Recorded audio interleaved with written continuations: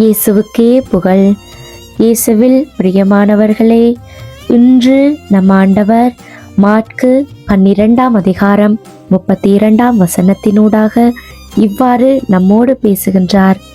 கடவுள் ஒருவரே, அவரை தவிர வேறு கடவுள் இல்லை.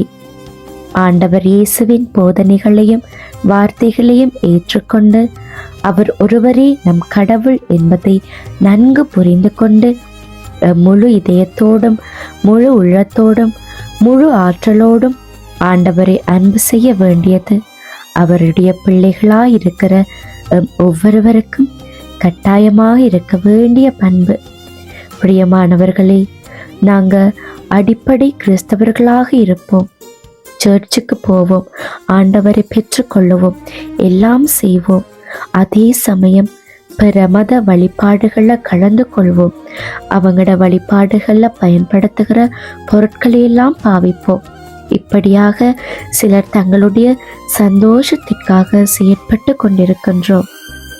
அவர்களுக்காகவே தான் ஆண்டவர் இன்று இந்த வார்த்தையை கொடுத்திருக்கிறார்.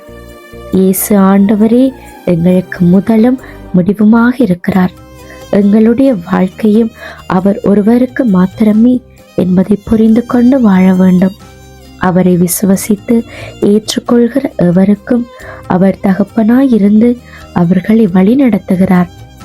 அவரை ஆதாயமாக கொண்டு வாழ்கிறவர்களின் ஒவ்வொரு விண்ணப்பங்களையும் தேவைகளையும் அவர் சந்திக்கின்றார்.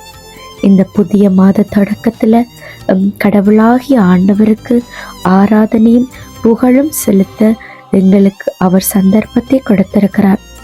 நேற்று எங்களோடு இருந்த பலர் இன்று இல்லாமல் இருக்கலாம். ஆண்டவர் இந்த புதிய நாளை எங்களுக்கு அனுப்பிச்சிருக்கிறார்.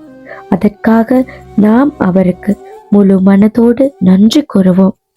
அவரை மட்டும் நம் தகப்பனாக ஆண்டவராக ஏற்றுக்கொள்வோம். தொடர்ந்து ஆண்டவருக்கு சாட்சியம் பகர்வோராக வாழவோம். ஆமேன்.